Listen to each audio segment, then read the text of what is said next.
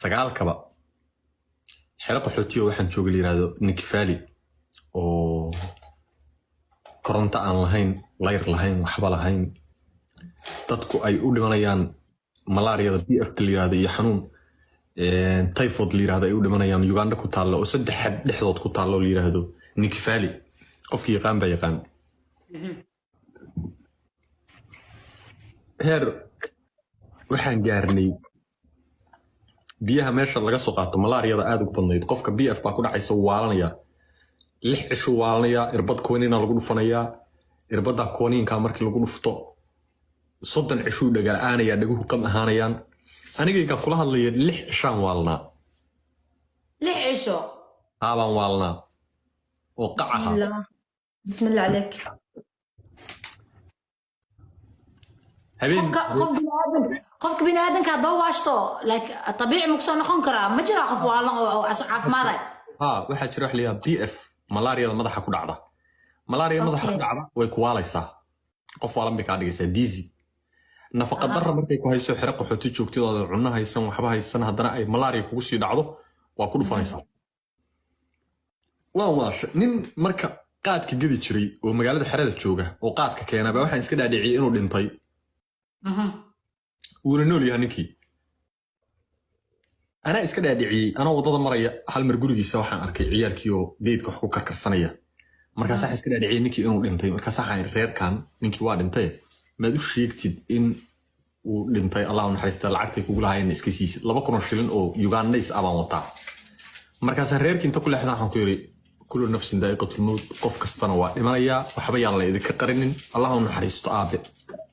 غير العكسي odagii wuxuu jiraa magaalada Kampala oo 12 kilomitir noo jirta oo 3 maalmood maalin iyo habeen loo socdo buu jiraa reerkii markaan ku qof kasta waa dhimanaya Allah uu naxariisto 2000 hooy anaan iska dhaadhiciyay waalid ay haysa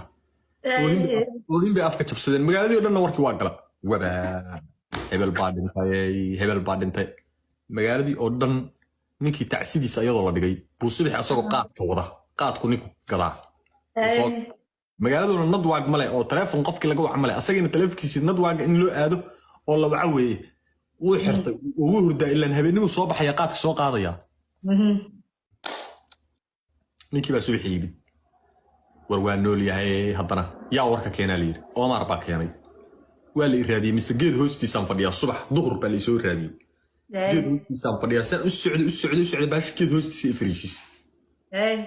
يدوست ساسا فديا marka arkay dad badan oo iraadinaya oo soo socda baashu walidu ku sii kacaysa moogtay baan orod istaabto day markaas dadkii ay ciirsaday garanan ma istaagayo qay wala qabtay marka way yaqaanaan reer Nikifali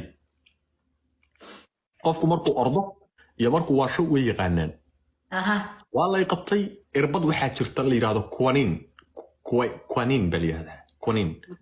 irbada quaninka baa lagu dhufanayaa irbadaas ama waa u dhimanaysaa ama labada dhagood baad beelaysaa 30 cisho dhagalaanaysaa irbadii baa la igu dhuftay 10 days baan hadana dhagalaa 6 cisho waa 6 dhagalaane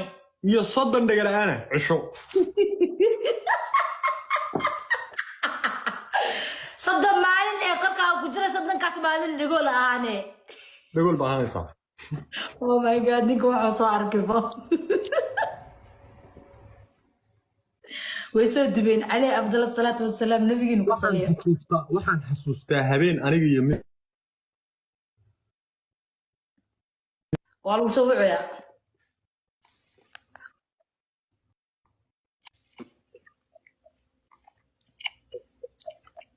waxaan xasuustaa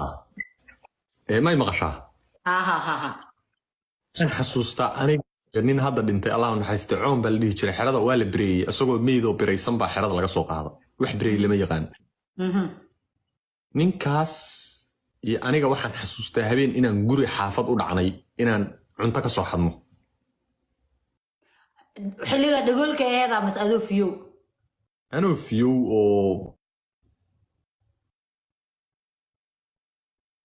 فاضل ما كو قرأت أنا عند نعد أمارة وعكو جيس باهي فاضي ما أقول قارتي ما مقشع كواسي ها gaaja noo geysay foodooda maxay taa sheegaysid أوكي meel lagu foodooda maaha meeshu عنده في عم صاير qofkii hadda meeshaas waa magaalo matoorkii ugu horreeyay annagaa ka furnay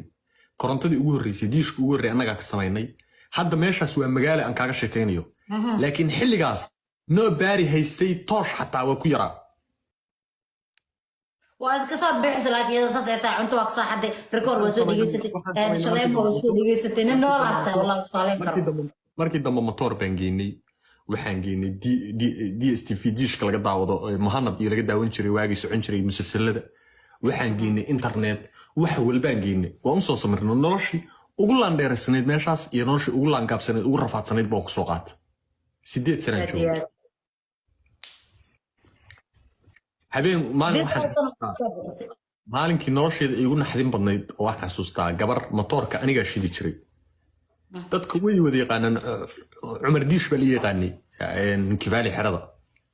qofkii yaqaan wuu yaqaanaa matoorka anaa shidi jiray waxaan xasuustaa maalinkii nolosheeda igu naxdinta badnayd bay ahayd gabar baa gabdho badanoo asxaabteeda lacag ka soo aruurisay waxay lacagta u soo aruurisay si aan matoorka ugu shidno maalinimo oo ay u daawato ardadii qalin jabinaysay ee hotel shamow lagu qarxin jiray